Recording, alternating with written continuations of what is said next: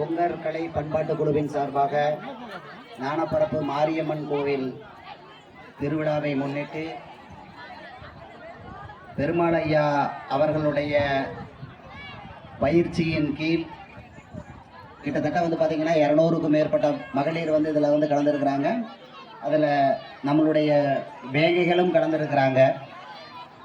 அதில் பார்த்தீங்கன்னா முக்கியமாக பார்த்தீங்கன்னா இன்று எந்தெந்த ஊர்லேருந்து வந்திருக்காங்க அப்படிங்கிறத முதல்ல தெரிஞ்சுக்கங்க. ஈரோடு மாவட்டம் கவுந்தப்பாடி பகுதியை சார்ந்த பெருமாள் பாளையம், மாணிக்க வலசு, பாவாண்ட கவுண்ட வலசு, ஆயக்கவுண்ட வலசு, மின்னவேட்டுவம்பாளையம், பொம்மன்பட்டி, பெருந்தலையூர், அப்புறம் பார்த்தீங்கன்னா கரூர் பகுதியில் கரூர் மாவட்டத்தை சார்ந்த பழமாபுரம், தலையீத்துப்பட்டி, புன்னம் சத்திரம், தும்பிவாடி, அப்புறம் தம்மாநாயக்கம்பட்டி, இந்த பகுதியில் இருக்கக்கூடிய மகளிர்கள் வந்து கலந்துருக்கிறாங்க. எதற்காக இதை சொல்லுகிறோம் என்றால் ஒன்னே ஒண்ணுதான். அதாவது எல்லாருமே சொல்லுவாங்க, இந்த வேட்டுவ கவுண்டர் சமுதாயத்தை பற்றி சொல்லும் பொழுது சில விஷயங்களை சொல்லுவார்கள். 10 வேட்டுவ கவுண்டர் ஒற்றுமையா இருக்க மாட்டாங்க அப்படிங்கிற ஒரு பெயரை எல்லா இடத்துலையுமே சொல்லுவாங்க. அப்படிப்பட்ட உளவியல் தாக்குதலை ஆண்டாண்டு காலமாக நிறைய பேர் நம்ம மேல செய்வாங்க. எதுக்கு சொல்றாங்க அப்படின்னா, இவர்கள் ஒன்று சேர்ந்து விட்டால் வெற்றி அடைந்து விடுவார்கள், ஆகையால் இவர்கள் ஒன்று சேரக்கூடாது என்கின்ற ஒரு நிலைப்பில பாத்தீங்கன்னா நிறைய பேர் சொல்லுவாங்க. 10 வேட்டுவ கொண்டவங்க கூட ஒரு ஒற்றுமையா இருக்க மாட்டாங்க. ஒரு ஊர்ல 10 ஊர் இருந்தா 10 வாசலா இருக்கும் அப்படிம்பாங்க. ஆனால் அதையெல்லாம் தவிடுபடியாக்கி 200க்கும் மேற்பட்டவங்க இந்த களத்துக்கு வந்திருக்கிறாங்க அப்படின்னா நிச்சயமா ஒற்றுமைக்கு சிறந்த இனம் என்று சொன்னால் அது வேட்டுவ கவுண்டர் இடம். கல்லறிந்தால் கலைந்து போகும் காக்கை கூட்டம் அல்ல இந்த வேட்டுவ கவுண்டர் கூட்டம். கல்ல விட்டு அடிச்சா துரத்தி கொத்துகின்ற தேடி கூட்டம் தான் இந்த வேட்டுவ கவுண்டர்கள் என்பதை மீண்டும் ஒருமுறை இந்த பாண்டி வளையம் இந்த இடத்திலே நிறைவேற்றி இருக்கிறது, அரங்கேற்றி இருக்கிறது. இந்த மண் அதை செய்திருக்கிறது. சொல்ல போனீங்க அப்படின்னா இது கிழங்கு நாடு. கொங்கு 24 நாடுகளில் கிழங்கு நாடு. முதல்ல நம்ம இருக்கிற ஊர் என்னென்ன நாடுன்னு முதல்ல தெரிஞ்சுக்கங்க.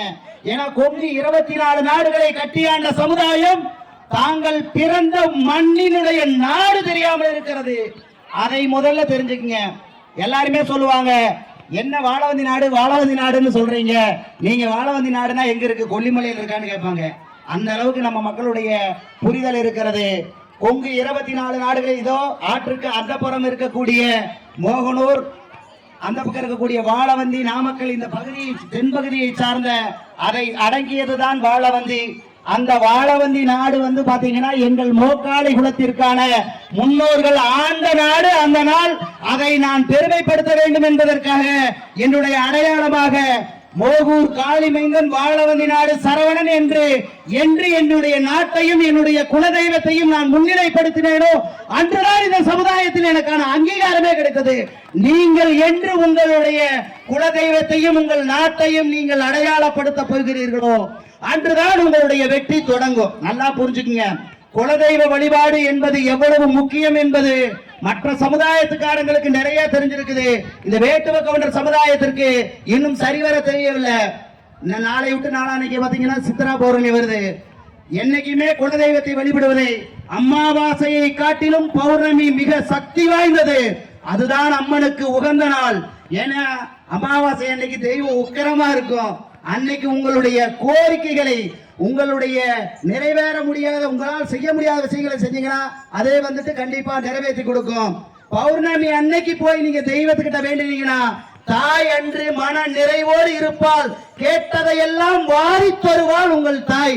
ஆகையால் உங்கள் குலதெய்வ வழிபாடு என்பது எப்பொழுதுமே நல்லா நாம் வச்சுங்க. அமாவாசையோட மட்டும் கோயிலுக்கு போனா பத்தாது. இதுல நிறைய பேர் 6 மாசத்துக்கு ஒரு அமாவாசைக்கு போனா போதும், வருஷத்துக்கு ஒரு தடவை போனா போதும், ஒரு அடசை போட்டா போதும். என்ன இங்க இருந்து கும்பிட்டா சாமி கேட்காதா? நிச்சயமா கேட்கும், கேட்காமல இல்ல. ஏன்னா மற்றவர்களுக்கு தான் அது குலதெய்வம். இந்த வேட்டுவ கவுண்டர்களை பொறுத்தவரை அவள் பெற்றவள் தாய். நீ எங்கிருந்து அழைச்சாலும் உன்னை கண்டிப்பா கூப்பிடுவா, உனக்கான வேலை செய்வா. அதில் மாற்று கருத்தே இல்லை. ஆனாலும் நல்லா நாம வச்சுக்க, தாயை காண வேண்டும் என்பது ஒவ்வொரு வேட்டுவ கவுண்டர் சமுதாயத்தில் பிறந்தவர்களுக்கும் உணர்வோடு இருக்க வேணும். ஏன் நம்மளுடைய முப்பாட்டன் பாட்டனெல்லாம் கட்டியாண்ட மண்ணை நம்மளால கட்டியாள முடியல. அவன் இந்த தெய்வத்திற்கு செய்ய வேண்டிய அத்தனை கடமைகளையும் சரியாக செய்தான். ஆகையால் தான் கொங்கு 24 நாடுகளையும் கட்டியாண்டான். நம்மை அதை செய்வதில்லை.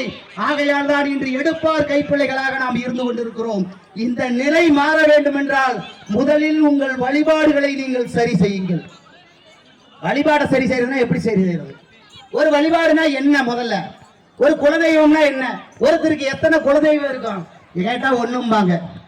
மகளிரை கேட்டுக்கிறேன், நீங்க பிறந்தப்போ உங்க அம்மா வீட்டு கோயிலுக்கு போனீங்க, கல்யாணம் பண்ணி கொடுத்ததுக்கு அப்புறம் வீட்டுக்காரங்க கோயிலுக்கு போறீங்க.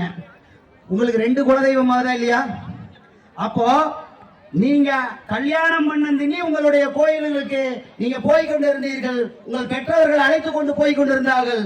ஆனா கல்யாணம் பண்ணின உடனே நீங்க வந்துட்டு வீட்டுக்காரர் கோயில் தான் உங்க குலதெய்வம் கேட்டா உடனே எங்க குலதெய்வத்துல எங்க வீட்டுக்காரர் தெய்வம் இதுதானே சொல்றீங்க. அப்போ சொல்லுங்க, வேண்டான்னு சொல்ல. ஆனா கும்பிடுறதை எப்படி கும்பிடணும் நல்லா புரிஞ்சுக்குங்க.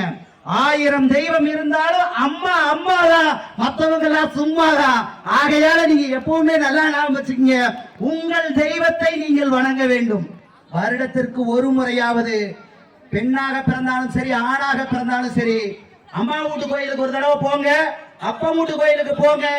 அதே போல தங்களுடைய பிள்ளைகள் இருந்தாங்கன்னா அவங்க வீட்டு கோயிலுக்கு 3 கோயில் போகணும். நல்லா புரிஞ்சுக்க, 3 கோயில் போகணும். ஒரு பெண் என்பவள் தன்னுடைய அப்பா வீட்டு தெய்வத்துக்கு போகணும், தன்னுடைய அம்மா வீட்டு தெய்வத்துக்கு போகணும், தன்னுடைய கணவனுடைய வீட்டு தெய்வத்துக்கு போகணும். 3 தெய்வத்தையும் எந்த ஒரு பெண் தவறாமல் வணங்குகிறார்களோ ஒரே